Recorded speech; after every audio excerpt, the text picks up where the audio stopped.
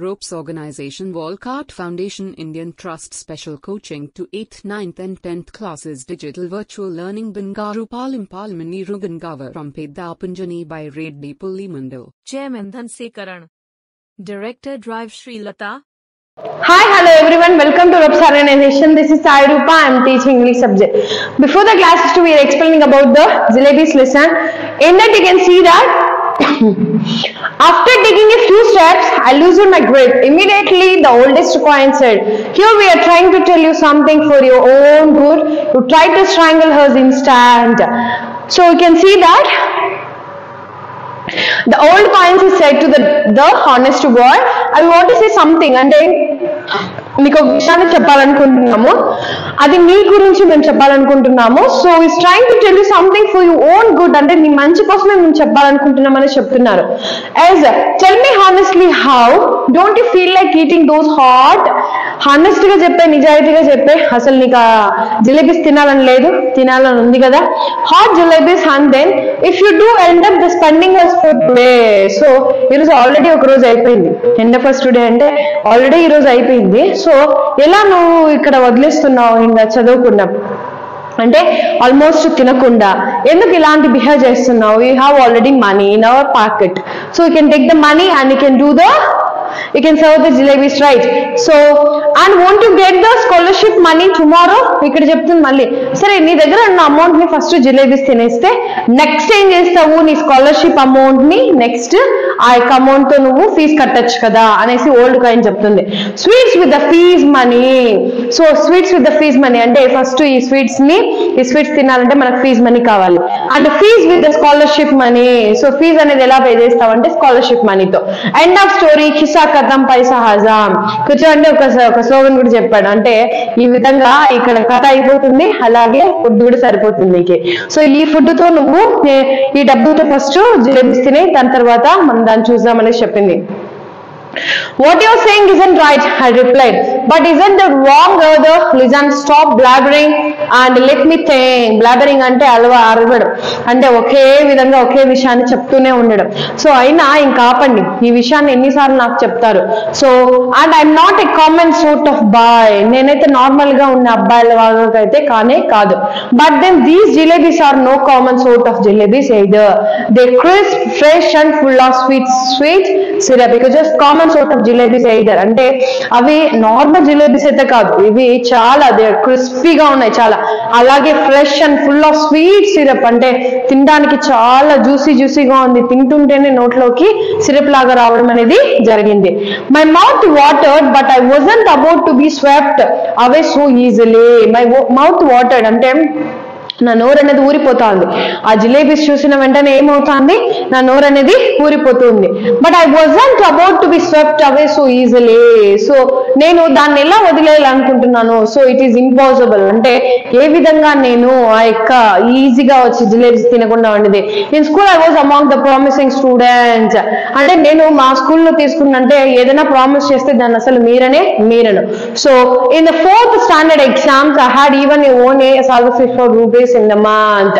So అది కూడా explain చేస్తున్నాను. నేను 4th standard ఉన్నప్పుడు ఆ స్కాలర్షిప్ అమౌంట్ అనేది 1 రూపీ కూడా నాకు అసలు రానేలేదు.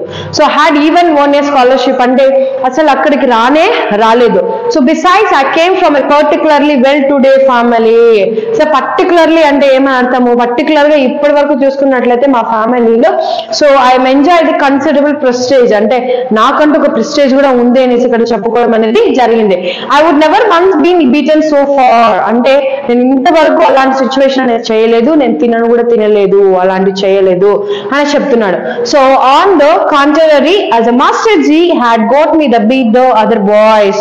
So suppose if I ate the jalebis ఏమవుతుంది, next I got me to the beat the other boys, అంటే నేను వేరే వాళ్ళ దగ్గర దెబ్బలు తినాల్సిన అవసరం అయితే వస్తుంది అనేసి చెప్పడం అనేది జరిగింది.